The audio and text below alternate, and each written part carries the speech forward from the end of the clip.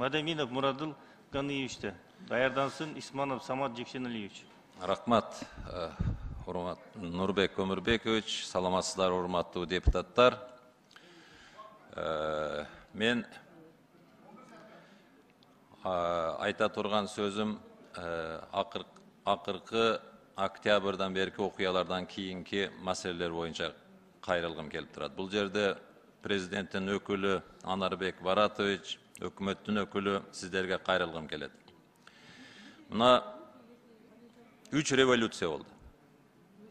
Ушу 3-чү революциядан кийинки генерал Курсан Асановдун тагдыры жөнөкөй элдерди кайдыгер калтырбастан ойлонтуруп атат да.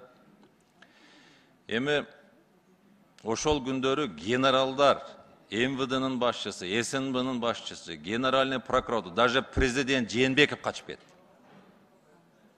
Көчөдө жалаң эл калды.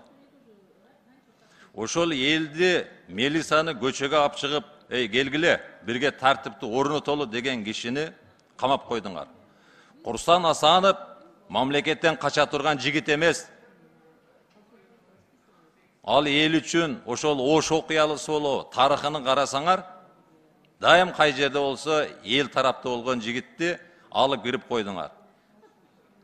Захват здания 10 000 адам Ак үйдү басып алды. Өкмөттүн үйүнү басып алды. Генеральный прокуратураны басып алды. Эмне үчүн аларды камабайсыңар дагы бир эле Курсан Асановду камап, ал эрдик эмес. Ошону чыгарып коюп деле суракка чакырса боло берет. Буну мен мынтип айткым келип атат. Разборки братков в погонах деп айткым келип атат. Урматтуу президенттин өкүлү, президентке жеткириңиздер. Кыргызстан 3 революцияны башынан өткөрдү. Мындай катаал конфликттер 93-жылы Россия Федерациясында болгон. Ошондо президент менен Думанын ортосунда аябай чоң конфликт болуп, танк менен аткан. Ошондо президент Ельцин 400 кишини амнистия кылып, чыгарып, Рускойго окшогондор кайра дагы чоң областтарды башкарып, ошондан кийин Россия оңолуу жолуна түшүп, мына бүгүнкү күндө дүйнөдөгү эң күчтүү державанын катарына кошулуп калды.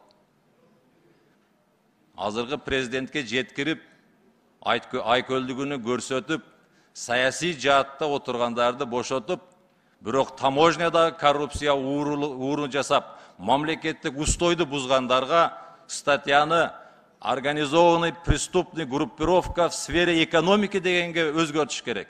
Ошондо 40-50 таможенник дагы ошо жердеги уурулуктун бардыгын ачыкка чыгарганга жардам берет эле. Ал жерде бир эле кишини күнөөлөп бир статья менен алып кетип атканыңар туура эмес.